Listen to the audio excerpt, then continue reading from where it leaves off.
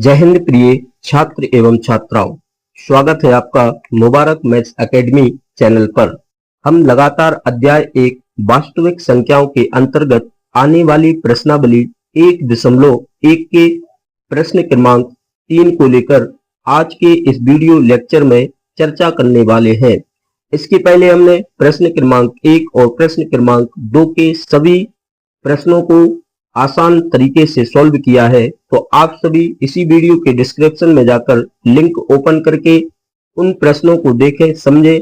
उसके बाद आप इस वीडियो लेक्चर को अवश्य देखें। तो आइए, आज का हमारा क्वेश्चन कहता है कि अभाज्य गुणनखंड विधि द्वारा निम्नलिखित पूर्णांकों के एचसीएफ और एलसीएम ज्ञात कीजिए। तो इसे सवाल के अंतर्गत हमें 3 सवाल को सॉल्व करना है। तो आइए सबसे पहले हम सवाल नंबर 1 को लेकर चर्चा करते हैं। तो सवाल नंबर हमारा 1 क्या दिया है? 12, 15 और 21। तो सबसे पहले हम लिखेंगे कि दी गई संख्याएं,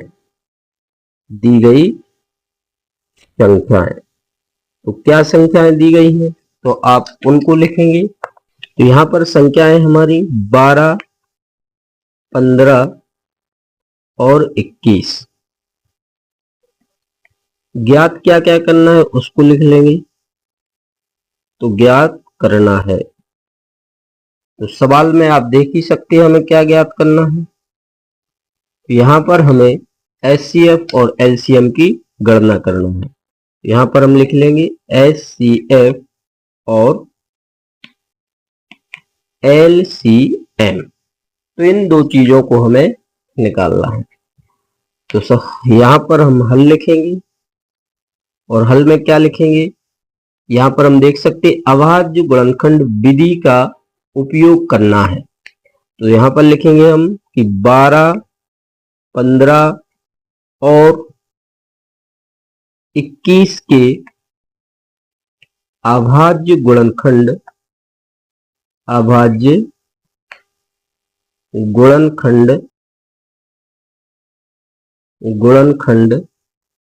क्रमशः क्या क्या हो जाएंगे। तो 12 के अभाज्य गुणनखंड क्या होंगे? तो याद रखना, हम 12 को क्या इस तरीके से लिख सकते हैं, 2 गुणा 2 गुणा 3। तो यहाँ पर देखें 2 भी हमारा अभाज्य है, 2 और 3 भी हमारा अभाज्य है, और इनका क्या हम आपस में गुणा करें तो 12 आना चाहिए। यहाँ देखें 2 दूनी 4 और 4 तीरी 12। यदि आपसे डायरेक्ट निकालते नहीं आता है तब आप उसी मेथड का यूज करेंगे जिस मेथड के द्वारा हम इसके पहले संख्याओं के अभाज्य गुणनखंड निकाल रहे थे। तो यहाँ पर हम 12 लिखेंगे और फिर भाग देंगे तो क्या आएगा, 2 × 12। फिर से 2 से भाग जाएगा तो 2 × 3 = 6। फिर 3 से भाग चला जाएगा तो क्या आएगा, 1 आएगा। तो आप देख सकते हैं कि इस तरीके से भी हमारे अभाज्य गुणनखंड 2 गुणा 2 गुणा 3 प्राप्त हुए। क्योंकि यहाँ पर हमारी संख्याएं छोटी हैं, तब हम अभाज्य गुणनखंडों को आसान तरीके से लिख लेंगे। तो 12 को क्या लिख सकते हैं, 2 गुणा 2 गुणा 3। अब हम इसी तरीके से 15 को लिखने वाले हैं। तो 15 के अभाज्य गुणनखंड क्या हो जाएंगे, 3 गुणा 5, क्योंकि 3 5 हमारा कितना हो जाएगा, 15 हो जाएगा। एंड इसी तरीके से हम 21 के अभाज्य गुणनखंड लिखने वाले हैं। तो 21 के अभाज्य गुणनखंड क्या हो जाएंगे, 3 गुणा 7, क्योंकि 7 3 क्या होता है, 21 होता है। अब हम क्या करने वाले हैं, तो अब यहां पर याद रखना, नाउ मीन्स होता है अब। तो 12, 15 और 21 का HCF क्या होगा? तो HCF का फुल फॉर्म क्या होता था, हाईएस्ट कॉमन फैक्टर। तो सबसे पहले आपको यहां पर देखना है कि 12, 15, 21 में ऐसे कौन से अभाज्य गुणनखंड है जो 12 में भी है, 15 में भी है और 21 में भी है। तो हम देखते हैं, समझते हैं, और यहां पर हम पाते हैं कि केवल एक 3 ही एक ऐसा गुणनखंड है जो 12 में है, 15 में है और 3 में है।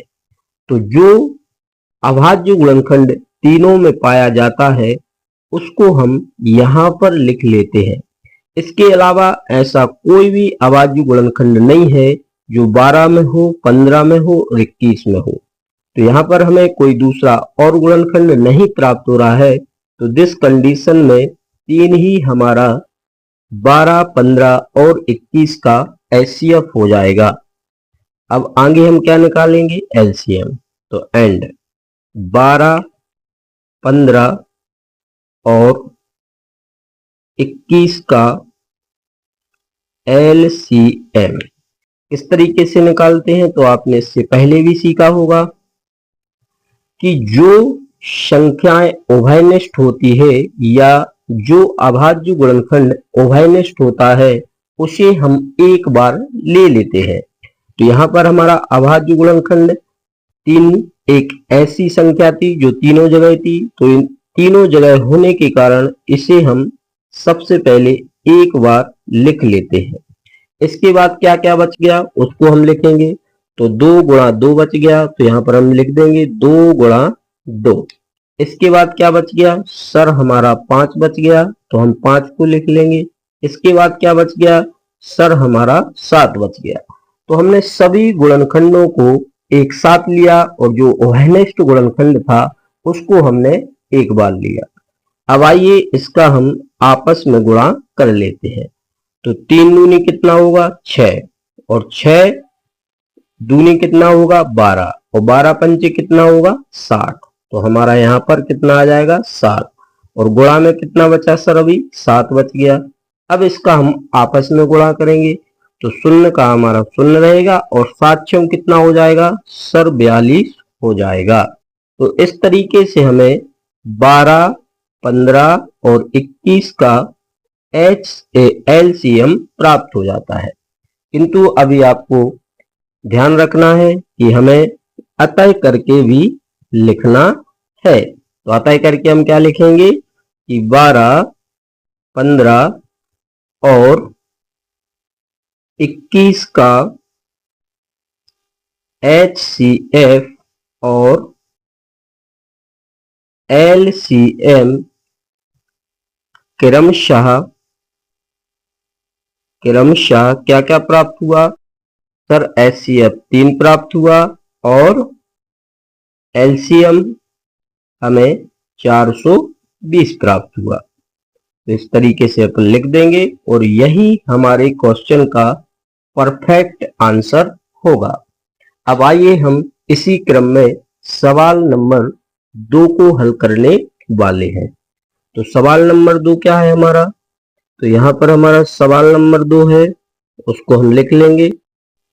कितना दिया है यहाँ पर आपको दिखाई दे रहा है 17, 23 और 29। तो इसको हम लिख लेंगे कि दी गई संख्याएं।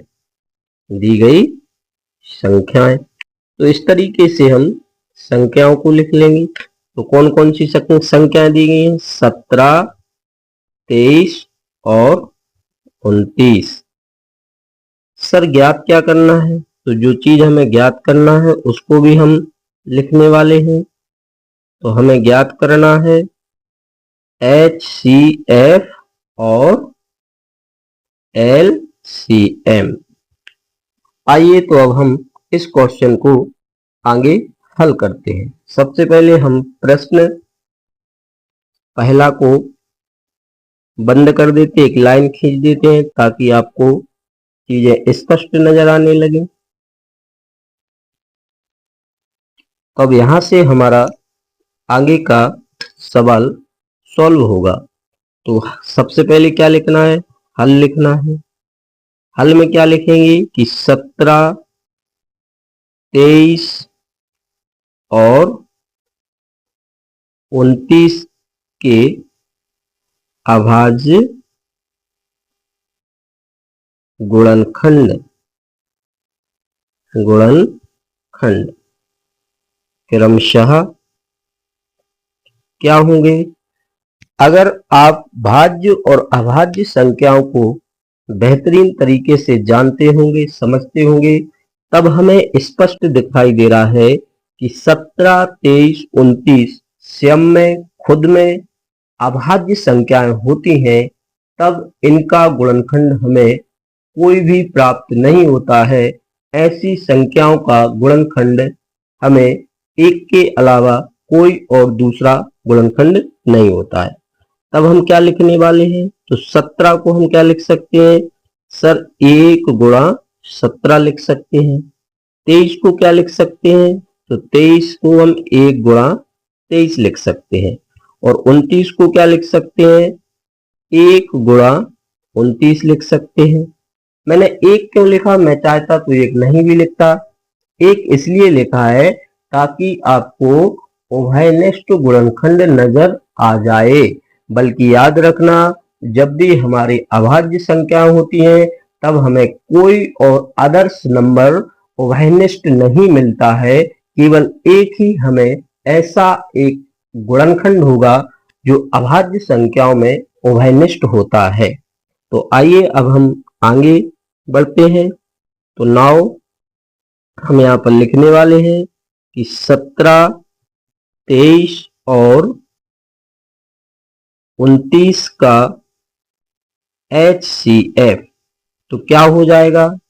आपको देखना है 17, 23, 29 में क्या कॉमन दिखाई दे रहा है। तो यहाँ पर हमें स्पष्ट दिखाई दे रहा है कि 17, 23 और 21 में केवल एक ही ऐसा उभयनिष्ठ गुणनखंड है जो तीनों जगह उपस्थित है।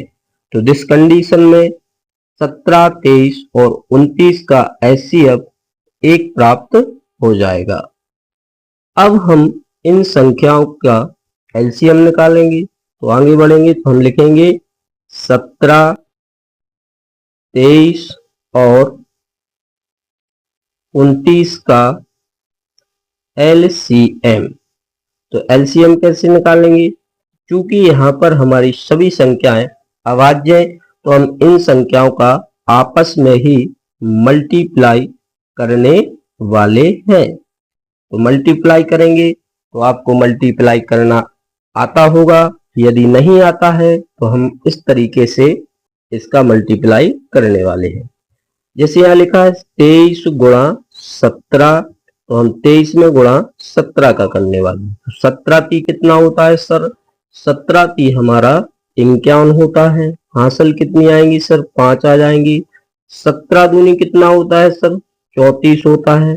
34 और 5 कितना हो जाएगा सर? 39 हो जाएगा। अब यहाँ पर हमें 391 प्राप्त हुआ। तो इस 391 में अब हमें 29 से गुणा करना है। तो हम 29 से गुणा करने वाले हैं। कैसे करेंगे? तो सबसे पहले हम 9 का गुणा करते हैं। तो 9 एकम 9 और 9 नाम कितना होगा? 81। तो 81 का क्या आ जाएगा? 1 आ जाएगा और कैरी हमारी 8 बच जाएगी। तो 9 तीरी कितना होता है सर? 27 होता है और 8 इसमें हम ऐड करेंगे तो कितना हो जाएगा? 27 में 3 जोड़ेंगे तो 30 और 5 कितना हो जाएगा सर? 35 हो जाएगा। तो कितना आ गया हमारा? 3519। अब हमें 2 का भी गुणा करना है। हम 2 का गुणा करेंगे तो 2 एकम 2 और 2 नाम 18 की 8। हासिल कितनी आएगी सर? 1 आएगी। अब यहाँ पर देखें 2 3 6 और 1 कितना हो जाएगा सर? 7 हो जाएगा। अब हम इसको आपस में ऐड करने वाले हैं। तो देखें 9 का 9 और 2 और 1 कितना हो जाएगा? 3। 8 और 5 कितना होता है सर? 13। तो 13 की 3 आएगी। हासिल हमारी 1 आ जाएगी। 7 और 3 कितना होता है? 10 और 1 कितना हो जाएगा? 11। तो इस तरीके से हमें क्या प्राप्त हुआ? इकाई, दहाई, सैकड़ा, हजार, 10,000, 11,339। तो हमें संख्याओं 13, 23 और 29 का गुणनफल 11,339 प्राप्त हुआ। तो इस तरीके से हमने एलसीएम की गणना कर ली। अब क्या यहीं तक हमें क्वेश्चन को छोड़ना है? नहीं, अभी आपको एक पॉइंट और लिखना है। क्या लिखना है? तो याद रखना, आपको यहाँ पर अतः करके भी लिखना है। तो अतः करके क्या लिखेंगे कि 17, 23 और 29 का HCF और LCM क्रमशः एक तथा 11,339 है। इस तरीके से यदि आप परीक्षा में क्वेश्चन को सॉल्व करते हैं तो मेरा मानना है कि आपका एक भी नंबर नहीं कटने वाला है। आइए अब हम अंतिम क्वेश्चन को लेकर चर्चा करते हैं। तो यहाँ पर आप देख सकते हैं कि प्रश्न नंबर तीसरा क्या है हमारा, 8, 9, 25। तो इसको हम लिख लेंगे तो यह प्रश्न हमारा तीसरा हो जाएगा। सबसे पहले हम लिखेंगे दी गई संख्याएं। दी गई संख्याएं, तो संख्याएं कौन कौन सी दी है, 8, 9 और 25। सर ज्ञात क्या करना है, वही चीज ज्ञात करना है, एचसीएफ और एलसीएम। तो आइए अब हम इस सवाल को आगे बढ़ते हैं। तो यहां पर लिखेंगे ज्ञात करना है। क्या ज्ञात करना है, एचसीएफ और एलसीएम। अब यहां पर हम हल लिखेंगे और हल में क्या लिखते हैं कि 8, 9 और 25 के अभाज्य गुणनखंड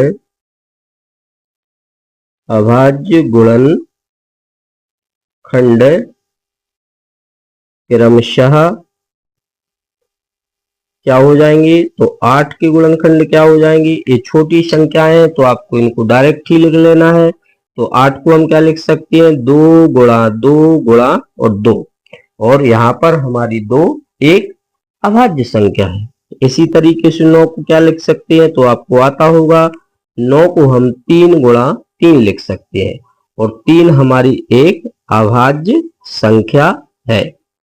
एंड इसी तरीके से हम 25 को क्या लिख सकते हैं, सर 25 को हम 5 गुणा 5 लिख सकते हैं। तो यहाँ पर देखिए 5 भी हमारी एक अभाज्य संख्या है।